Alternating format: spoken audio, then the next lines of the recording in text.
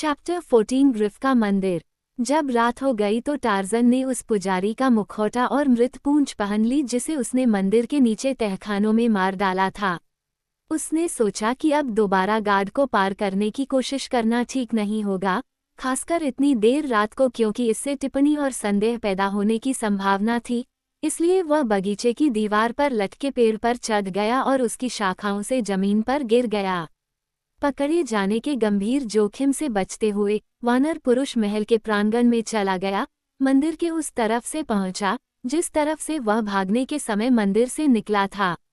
वह इस तरह आया, ये सच है कि वह मैदान के उस हिस्से से होकर आया जिससे वह अपरिचित था, लेकिन उसने महल के कमरों और मंदिर के कमरों के बीच पक्की पगडंडी पर चलने के खतरे के बजाय इसे पसंद किया। मन में एक निश्चित लक्ष्य रखते हुए और स्थान के बारे में लगभग चमत्कारी समझ से संपन्न होने के कारण वह मंदिर के प्रांगण की छायाओं के बीच बहुत आश्वस्त होकर आगे बढ़ा। दीवारों के निकट घनी छाया का तथा वहां मौजूद झाड़ियों और वृक्षों का लाभ उठाते हुए वह बिना किसी दुर्घटना के उस अलंकृत भवन के पास पहुंच गया जिसके उद्देश्य के बारे में उसने लूडॉन से पूछा था, लेकिन उसे यह कहकर टाल दिया गया कि यह बात भूल गई है। यह अपने आप में कोई अजीब बात नहीं थी, लेकिन पुजारी द्वारा इसके उपयोग पर चर्चा करने में स्पष्ट हिचकिचाहट तथा लूडॉन के झूठ बोलने के समय वानर पुरुष द्वारा बनाई गई धारणा के कारण इसे संभवतः अधिक महत्व दिया गया था। और अब वह आखिरकार उस संरचना के सामने अकेला खड़ा था जो 3 मंजिल ऊंची थी और सभी अन्य मंदिर भवनों से अलग थी। इसमें एक ही प्रवेश द्वार था जिसे जीवित चट्टान से एक GRYF के सिर के रूप में उकेरा गया था, जिसका चौड़ा खुला मुंह द्वार का निर्माण करता था। प्राणी के सिर, हुड और सामने के पंजे को इस तरह से दर्शाया गया था जैसे कि वह अपने निचले जबड़े को अपने फैले हुए पंजों के बीच जमीन पर टिकाए हुए लेटा हो। छोटी अंडाकार खिड़कियां, जो इसी तरह वर्जित थीं, द्वार के दोनों ओर थीं। ये देखकर कि रास्ता साफ है, टार्जन ने अंधेरे प्रवेश द्वार में कदम रखा, जहां उसने सलाखों को आजमाया, लेकिन पाया कि वे किसी ऐसे उपकरण द्वारा चतुराई से बंद किए गए थे जिससे वह परिचित नहीं था, और वे शायद इतने मजबूत भी थे कि उन्हें तोड़ा नहीं जा सकता था, भले ही वह शोर मचाने का जोखिम क्यों न उठाता। अंधेरे अंदरूनी हिस्से में कुछ भी दिखाई नहीं दे रहा था और इसलिए कुछ देर के लिए हैरान होकर उसने खिड़कियों की तलाश की। यहाँ भी सलाखों ने अपना रहस्य उजागर करने से इनकार कर दिया, लेकिन फिर से टार्जन निराश नहीं हुआ क्योंकि उसने कुछ और होने की उम्मीद नहीं की थी। अगर सलाखें उसकी चालाकी के आगे नहीं झुकती तो वे उसकी विशाल शक्ति के आगे झुक जाती अगर प्रवेश का कोई और रास्ता न होता, लेकिन पहले वह खुद को आश्वस्त करता कि यह बाद वाला मामला है। इमारत के चारों ओर घूमते हुए उसने ध्यान से इसकी जांच की। वहां दूसरी खिड़कियां भी थीं, लेकिन उन पर भी इसी तरह की सलाखें लगी हुई थीं। वह बार बार देखने और सुनने के लिए रुकता था, लेकिन उसे कोई दिखाई नहीं देता था और जो आवाज़ें उसे सुनाई देती थीं वे इतनी दूर होती थीं कि उसे कोई आशंका नहीं होती थी। उसने अपने ऊपर इमारत की दीवार पर नज़र डाली। शहर, महल और मंदिर की कई अन्य दीवारों की तरह ये भी अलंकृत नक्काशीदार थी और इसमें भी अजीबोगरीब कगार थे जो कभी क्षैतिज तल में थे और फिर एक कोण पर झुके हुए थे, जिससे कई बार इमारतों में अनियमितता और यहाँ तक कि टेढ़ेपन का आभास होता था। ये दीवार चढ़ना मुश्किल नहीं था, कम से कम वानर आदमी के लिए तो नहीं, लेकिन उसे भारी और भद्दा हेडड्रेस काफ़ी अड़चन भरा लगा और इसलिए उसने उसे दीवार के नीचे जमीन पर रख दिया। वह फुर्ती से ऊपर चढ़ा और पाया कि दूसरी मंजिल की खिड़कियां न केवल बंद थीं बल्कि अंदर से पर्दे भी लगे थे। उसने दूसरी मंजिल पर ज्यादा देर नहीं रुका क्योंकि उसके मन में एक विचार था कि उसे छत के जरिए सबसे आसान प्रवेश मिलेगा, जो उसने देखा था कि कोतान के सिंहासन कक्ष की तरह लगभग गुंबद के आकार की थी। यहाँ छेद थे, उसने उन्हें जमीन से देखा था, और अगर अंदर की बनावट सिंहासन कक्ष से थोड़ी भी मिलती जुलती होती तो इन छेदों पर सलाखों की जरूरत नहीं होती, क्योंकि कमरे के फर्श से कोई भी उन तक नहीं पहुंच सकता था। केवल एक ही प्रश्न था, क्या वे इतने बड़े होंगे कि वे वानर मानव के चौड़े कंधों को समा सकें। वह तीसरी मंजिल पर फिर रुका और यहाँ पर्दों के बावजूद उसने देखा कि अंदर रोशनी थी और साथ ही साथ उसके नथुनों में एक ऐसी खुशबू आ रही थी जिसने सभ्यता के बचे खुचे अवशेषों को अस्थायी रूप से छीन लिया और उसे केरचक के जंगलों का एक भयंकर और भयानक बैल बना दिया। ये कायापलट इतना अचानक और पूर्ण था कि जंगली होठों से उसकी तरह की घिनौनी चुनौती लगभग फूट पड़ी, लेकिन चालाक पाश्विक दिमाग ने उसे इस गलती से बचा लिया। और अब उसने अंदर से आवाज़ें सुनी, लू डॉन की आवाज़, जिसके बारे में वो कसम खा सकता था, मांग कर रही थी। और घमंड और घृणा से भरे उत्तर आए, हालांकि इस दूसरी आवाज़ के स्वर में घोर निराशा थी जिसने टार्ज़न को उन्माद के शिखर पर पहुंचा दिया। गुंबद और उसके संभावित द्वारों को भूला दिया गया। छिपने और शांति से रहने के सभी विचार एक तरफ रख दिए गए, क्योंकि बंदर आदमी ने अपनी शक्तिशाली मुट्ठी वापस खींची और अपने सामने की छोटी खिड़की की सलाखों पर एक ही भयानक प्रहार किया, एक ऐसा प्रहार जिससे सलाखें और उन्हें थामे रखने वाला आवरण अंदर के कमरे के फर्श पर गिर गया। तुरंत टार्ज़न ने मृग की खाल को अपने साथ लेकर छेद से छलांग लगाई और नीचे फर्श पर आ गया। अपने पैरों पर उछलकर उसने अपने सिर से उलझी हुई खाल को फाड़ दिया, लेकिन खुद को घोर अंधकार और सन्नाटे में पाया। उसने जोर से एक ऐसा नाम पुकारा जो कई महीनों से उसके होठों से नहीं निकला था। जेन, जेन, वह चिल्लाया, तुम कहाँ हो? लेकिन जवाब में केवल सन्नाटा था। वह बार बार पुकारता रहा, कमरे के अंधेरे अंधेरे में हाथ फैलाकर टटोलता रहा। उसके नथुने छलनी हो रहे थे और उसका दिमाग उस नाजुक गंध से ललचा रहा था जिसने उसे पहले ये भरोसा दिलाया था कि उसकी साथी इसी कमरे में थी। और उसने उसकी प्यारी आवाज़ सुनी थी जो दुष्ट पादरी की नीच मांगों का मुकाबला कर रही थी। अगर उसने ज्यादा सावधानी से काम किया होता, अगर वह चुपचाप और चुपके से आगे बढ़ता रहता तो शायद वह इस पल भी उसे अपनी बाहों में थामे होता जबकि उसके पैर के नीचे लू डॉन का शरीर बदला लेने की बात कह रहा होता। लेकिन अब बेकार की आत्म निंदा के लिए समय नहीं था। वह अंधाधुंध आगे की ओर लड़खड़ाता हुआ आगे बढ़ा। उसे नहीं पता था कि क्या टटोल रहा था। तभी अचानक उसके नीचे की जमीन झुक गई और वह नीचे की ओर एक ऐसे अंधेरे में गिर गया जो ऊपर से भी ज्यादा गहरा था।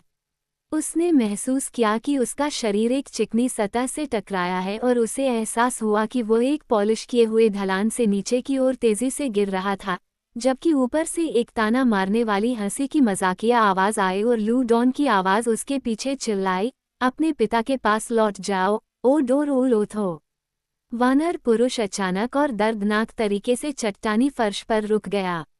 उसके ठीक सामने एक अंडाकार खिड़की थी जिसके पार कई सलाखें थीं, और उसके पार उसने नीचे नीली झील के पानी पर चांदनी की रोशनी खेलती देखी। साथ ही उसे कमरे की हवा में एक जानी पहचानी गंध का एहसास हुआ, जिसे अर्ध अंधेरे में एक सरसरी निगाह से देखने पर पता चला कि यह काफी मात्रा में थी। ये GRYF की हल्की लेकिन स्पष्ट गंध थी, और अब टार्ज़न चुपचाप खड़ा होकर सुन रहा था। पहले तो उसे झील के ऊपर की खिड़की से शहर की आवाज़ों के अलावा कोई और आवाज़ सुनाई नहीं दी, लेकिन जल्द ही धीरे धीरे जैसे कि दूर से उसे पत्थर के फर्श पर गद्देदार पैरों की सरसराहट सुनाई दी, और जैसे ही उसने सुना उसे एहसास हुआ कि आवाज़ उसके पास आ रही है। वह और करीब आ रहा था, और अब तो जानवर की सांसें भी सुनाई दे रही थीं। जाहिर है कि वह उसके गुफानुमा आश्रय में उतरने के शोर से आकर्षित होकर जांच करने के लिए उसके पास आ रहा था। वह उसे देख नहीं सकता था, लेकिन वह जानता था कि वह बहुत दूर नहीं है। और फिर उन उदास गलियारों में GRYF की पागल दहाड़ गूंज उठी। जानवर की कमजोर दृष्टि को जानते हुए और अपनी खुद की आंखों को अब गुफा के अंधेरे में रहने की आदत हो गई थी, बंदर आदमी ने उस क्रोधित हमले से बचने की कोशिश की जिसे वह अच्छी तरह जानता था कि कोई भी जीवित प्राणी नहीं झेल सकता। नहीं, उसने इस अजीब GRYF पर टोरोडॉन की रणनीति के साथ प्रयोग करने का जोखिम उठाने की हिम्मत की, जिसे उसने उस दूसरे अवसर पर बहुत कारगर पाया था जब उसका जीवन और स्वतंत्रता दांव पर लगी थी। कई मामलों में परिस्थितियां भिन्न थीं। इससे पहले दिन के उजाले में वह GRYF के पास अपनी प्राकृतिक अवस्था में सामान्य परिस्थितियों में पहुंचने में सक्षम था, और GRYF खुद एक ऐसा था जिसे उसने मनुष्य के अधिकार के अधीन देखा था, या कम से कम एक मानव जैसे प्राणी के, लेकिन यहाँ उसका सामना एक कैद पशु से हुआ जो पूरी तरह से उग्र आक्रमण कर रहा था और उसके पास ये संदेह करने का हर कारण था कि इस GRYF ने कभी भी सत्ता के संयमित प्रभाव को महसूस नहीं किया होगा, क्योंकि वह इस अंधकार में गड्ढे में केवल उसी उद्देश्य की पूर्ति के लिए सीमित था जिसे टार्ज़न ने पिछले कुछ क्षणों के अपने अनुभव में स्पष्ट रूप से चित्रित होते देखा था। फिर इस प्राणी को चकमा देना, अपनी दुर्दशा से बचने का कोई रास्ता खोजने की संभावना पर वानर आदमी को सबसे बुद्धिमानी भरा रास्ता लगा। एक मुठभेड़ का जोखिम उठाना बहुत जोखिम भरा था, जिसे टाला जा सकता था। एक मुठभेड़ जिसके परिणाम की आशंका के सभी कारण थे, वो उस साथी के भाग्य को सील कर देगा जिसे उसने अभी अभी पाया था, केवल इतनी ही पीड़ादायक तरीके से फिर से खोने के लिए। फिर भी उसकी निराशा और निराशा जितनी अधिक थी, उसकी वर्तमान स्थिति जितनी निराशाजनक थी, जंगली स्वामी की नसों में धन्यवाद और उल्लास की एक गर्म चमक थी। वह जीवित थी। निराशा और भय के इन सभी थकाऊ महीनों के बाद उसने उसे पा लिया था। वह जीवित थी। कक्ष के दूसरी ओर चुपचाप एक देहविहीन आत्मा की तरह तेज जंगल का प्राणी आक्रमणकारी टाइटन के रास्ते से हट गया, जो अपने तीखे कानों द्वारा अर्ध अंधेरे में निर्देशित होकर उस स्थान पर पहुंचा जहां टार्ज़न के शोरगुल से भरे उसके बिल में प्रवेश ने उसे आकर्षित किया था। आगे की दीवार के साथ साथ बंदर आदमी तेजी से आगे बढ़ा। अब उसके सामने गलियारे का काला द्वार दिखाई दिया, जहां से जानवर बड़े कक्ष में आया था। बिना किसी हिचकिचाहट के टार्ज़न उसमें डूब गया, यहाँ तक कि यहाँ भी उसकी आंखें, जो लंबे समय से अंधेरे की आदी थीं, जो आपको या मुझे पूर्ण लग सकता था, कुछ फीट के दायरे में फर्श और दीवारों को धुंधला धुंधला देख रही थी। कम से कम उसे किसी भी अनपेक्षित खाई में गिरने से रोकने के लिए या अचानक मोड़ पर ठोस चट्टान से टकराने से रोकने के लिए पर्याप्त थी। गलियारा चौड़ा और ऊंचा दोनों था, जो वास्तव में उस जीव के विशाल आकार को समायोजित करने के लिए होना चाहिए जिसका वह निवास स्थान था, और इसलिए टार्ज़न को इसके घुमावदार रास्ते पर उचित गति से आगे बढ़ने में कोई कठिनाई नहीं हुई। आगे बढ़ते समय उसे पता था कि मार्ग का रुख नीचे की ओर था, हालांकि बहुत अधिक नहीं, लेकिन यह अंतहीन लग रहा था और उसे आश्चर्य हो रहा था कि यह किस दूर के भूमिगत ठिकाने तक ले जाएगा। उसे लग रहा था कि शायद आखिरकार उसे बड़े कक्ष में रहना चाहिए था और GRYF को वश में करने के मौके पर सब कुछ जोखिम में डालना चाहिए था, जहां कम से कम प्रयोग को सफल होने के लिए पर्याप्त जगह और रोशनी थी। यहाँ काले गलियारे की संकीर्ण सीमाओं में पकड़े जाने पर, जहां उसे आश्वस्त किया गया था कि GRYF उसे बिल्कुल नहीं देख सकता, लगभग निश्चित मृत्यु का संकेत होगा, और अब उसने पीछे से आती हुई चीज को सुना। इसकी गड़गड़ाहट ने उस चट्टान को हिला दिया जहां से गुफानुमा कक्ष खोदे गए थे। रुकना और क्रोध के इस राक्षसी अवतार का व्यर्थ की चीख पुकार के साथ सामना करना। टार्ज़न को यह पागलपन की पराकाष्ठा प्रतीत हुई, इसलिए वह गलियारे में आगे बढ़ता रहा, तथा जैसे जैसे उसे एहसास हुआ कि GRYF उस पर हावी हो रहा है, वह अपनी गति बढ़ाता गया। कुछ ही देर में अंधेरा कम हो गया और गलियारे के आखिरी मोड़ पर उसे चांदनी का एक क्षेत्र दिखाई दिया। नई उम्मीद के साथ वह तेजी से आगे बढ़ा और गलियारे के मुहाने से बाहर निकल आया और खुद को एक बड़े गोलाकार घेरे में पाया जिसकी ऊंची सफ़ेद दीवारें हर तरफ ऊंची उठी हुई थीं, चिकनी सीधी दीवारें जिसके सामने पैर रखने की जगह नहीं थी। उसके बाईं ओर पानी का एक तालाब था, जिसका एक किनारा इस बिंदु पर दीवार के पैर को छू रहा था। निस्संदेह ये GRYF का गड्ढा और पीने का तालाब था। और अब प्राणी गलियारे से बाहर निकल आया और टार्ज़न अपना अंतिम स्टैंड बनाने के लिए पूल के किनारे पर चला गया। उसके पास कोई ऐसा डंडा नहीं था जिससे वह अपनी आवाज़ के अधिकार को लागू कर सके, लेकिन फिर भी उसने अपना स्टैंड बनाया क्योंकि ऐसा लग रहा था कि उसके पास करने के लिए और कुछ नहीं था। गलियारे के प्रवेश द्वार के ठीक बाहर GRYF रुक गया, अपनी कमज़ोर आंखों को सभी दिशाओं में घुमाते हुए मानो अपने शिकार की तलाश कर रहा हो। ये तब उसके प्रयास के लिए मनोवैज्ञानिक क्षण लगा और आज्ञाकारी आदेश में अपनी आवाज़ को ऊपर उठाते हुए वानर पुरुष ने टोरोडॉन की अजीब सी आवाज़ निकाली। GRYF पर इसका प्रभाव तत्काल और पूर्ण था। एक भयानक दहाड़ के साथ उसने अपने 3 सींग नीचे किए और आवाज़ की दिशा में पागलों की तरह दौड़ा।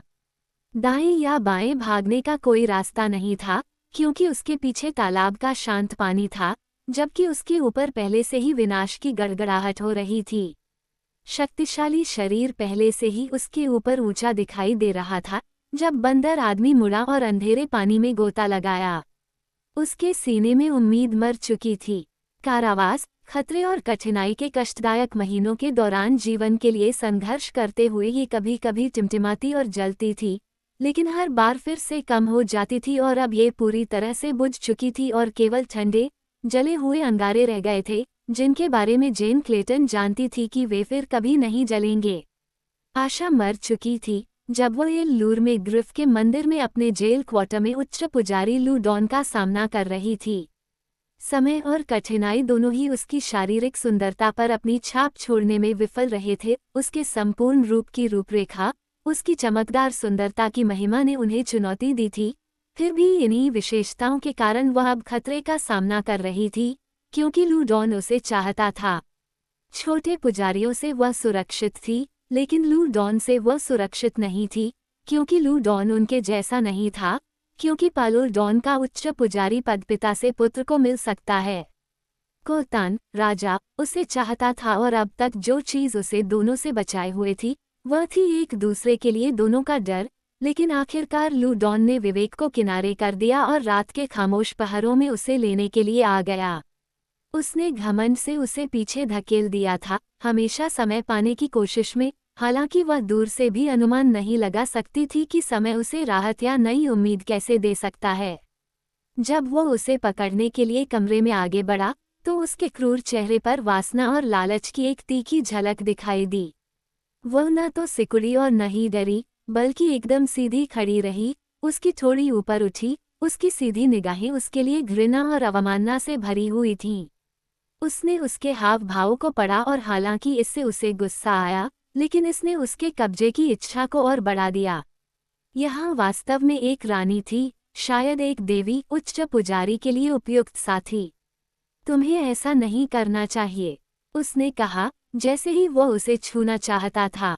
तुम्हारा उद्देश्य पूरा होने से पहले हम में से एक की मृत्यु हो जाएगी। वो अब उसके करीब था। उसकी हंसी उसके कानों में चुभ रही थी। प्यार नहीं मारता, उसने मजाक करते हुए जवाब दिया। उसने उसकी बाँह पकड़ ली और उसी क्षण किसी चीज ने एक खिड़की की सलाखों को टक्कर मारी, जिससे वे अंदर की ओर फर्श पर गिर गईं, और लगभग उसी समय एक मानव आकृति ने भी कमरे में सिर के बल छलांग लगाई। उसका सिर खिड़की पर लगे चमड़े के पर्दों से ढका हुआ था, जिन्हें वह अपने साथ तेजी से प्रवेश करते समय साथ लेकर आया था। जेन क्लेटन ने देखा कि हाई प्रीस्ट के चेहरे पर आश्चर्य और कुछ हद तक डर भी झलक रहा था, और फिर उसने देखा कि वह आगे की ओर उछलकर एक चमड़े की डोरी पर चढ़ गया जो अपार्टमेंट की छत से लटकी हुई थी। तुरंत ऊपर से एक चालाकी से बनाया गया विभाजन गिरा जो उनके और घुसपैठिए के बीच आ गया, प्रभावी रूप से उसे उनसे दूर कर दिया और साथ ही उसे अंधेरे में इसके विपरीत दिशा में टटोलने के लिए छोड़ दिया, क्योंकि कमरे में एकमात्र क्रॉसेट विभाजन के उनके पक्ष में था। दीवार के उस पार से जेन को एक आवाज सुनाई दी, लेकिन वह किसकी आवाज थी और कौन से शब्द थे, ये वह नहीं समझ पाए। फिर उसने देखा कि लू डॉन एक और डोरी पर झटके से चढ़ गया और किसी घटना की स्पष्ट प्रत्याशा में प्रतीक्षा कर रहा था। उसे प्रतीक्षा करने में ज्यादा समय नहीं लगा।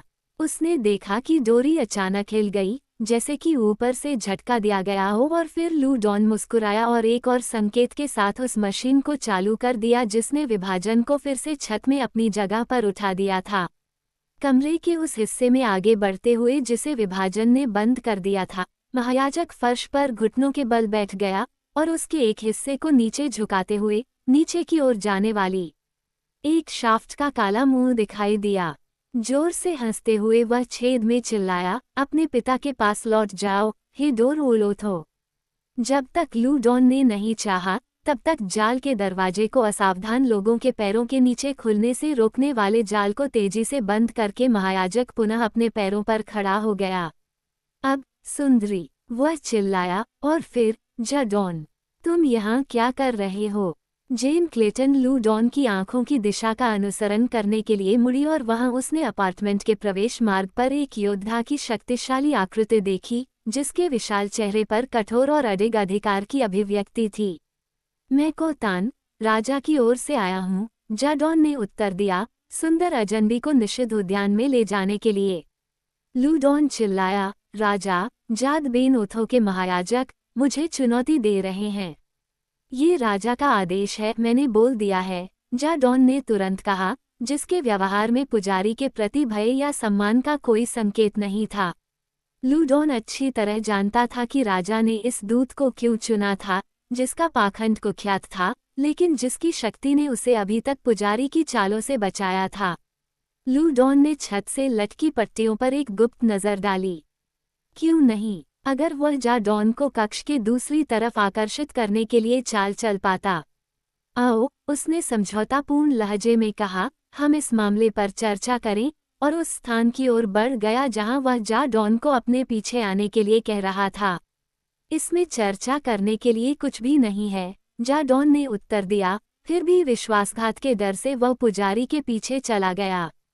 जेन ने उन्हें देखा। योद्धा के चेहरे और आकृति में उसने साहस और सम्मान के उन सराहनीय गुणों को प्रतिबिंबित पाया जो हथियारों के पेशे में सबसे अच्छे से विकसित होते हैं। पाखंडी पुजारी में कोई भी सुधारात्मक गुण नहीं था, तो दोनों में से वह योद्धा को चुन सकती थी। उसके साथ एक मौका था, लूडॉन के साथ कोई नहीं। यहाँ तक कि एक जेल से दूसरे जेल में जाने की प्रक्रिया भी भागने की कुछ संभावना प्रदान कर सकती थी। उसने इन सभी चीजों को तौला और फैसला किया, क्योंकि लूडॉन की पट्टियों पर त्वरित नज़र न तो उसकी नज़र से बची थी और न ही उसकी व्याख्या से। योद्धा, उसने जाडॉन को संबोधित करते हुए कहा, यदि तुम जीवित रहना चाहते हो तो कमरे के उस हिस्से में प्रवेश मत करो। लूडॉन ने उस पर गुस्से से भरी नज़र डाली और चिल्लाया, चुप हो जाओ, गुलाम। और खतरा कहाँ है? जाडॉन ने लूडॉन की उपेक्षा करते हुए जेन से पूछा। महिला ने पट्टों की ओर इशारा किया। देखो, उसने कहा, और इससे पहले कि महायाजक उसे रोक पाता, उसने उस पट्टी को पकड़ लिया जो लूडॉन को योद्धा और खुद से अलग कर रही थी।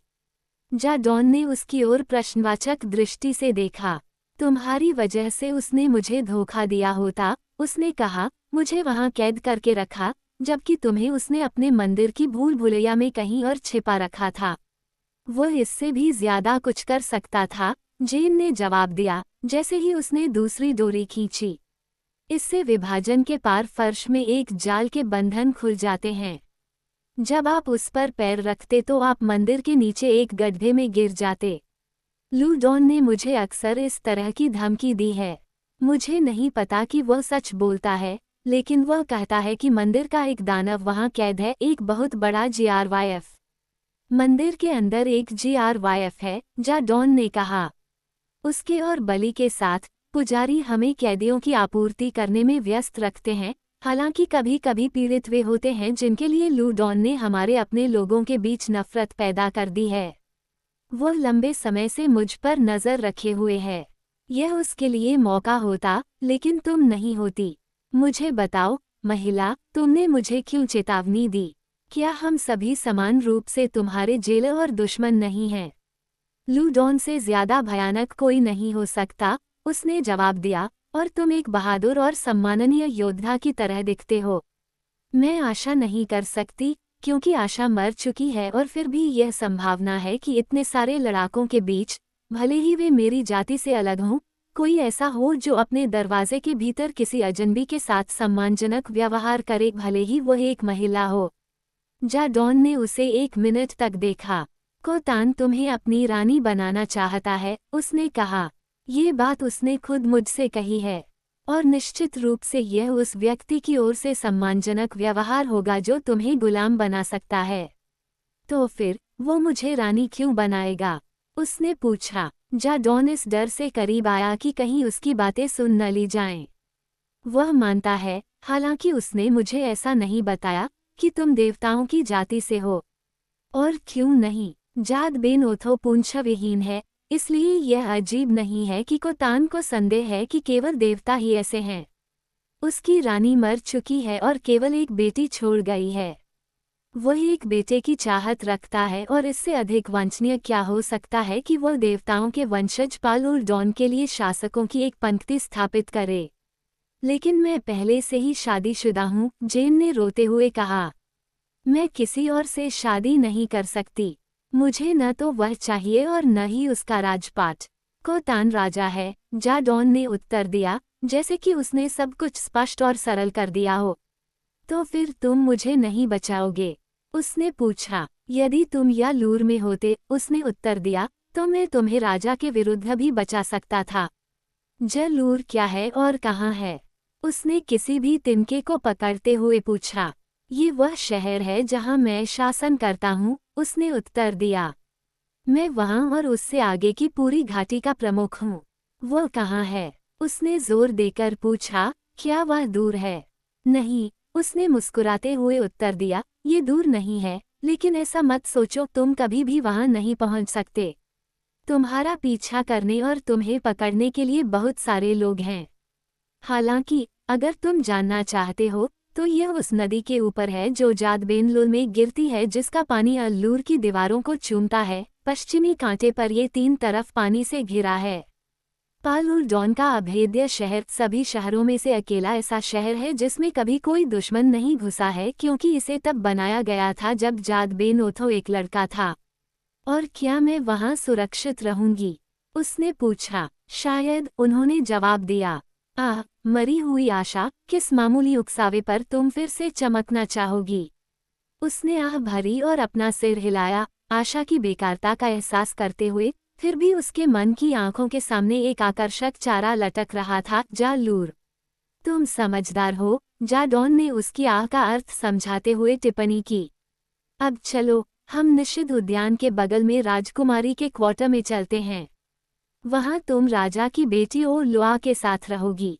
यह उस जेल से बेहतर होगा जिसमें तुम रह रही हो। और कोटन, उसने पूछा। उसके दुबले पतले शरीर में एक सिहरन दौड़ गई। ऐसे समारोह होते हैं, जाडौन ने समझाया, जिनमें रानी बनने से पहले कई दिन लग सकते हैं, और उनमें से एक का आयोजन करना कठिन हो सकता है। फिर वह हंसा। क्या? उसने पूछा। उन्होंने बताया, केवल उच्च पुजारी ही राजा का विवाह समारोह संपन्न करा सकता है। देरी, वह बुदबुदाई, धन्य देरी। आशा वास्तव में जीवन के प्रति दृढ़ है, भले ही वह ठंडी और बेजान जली हुई हो, एक वास्तविक फीनिक्स।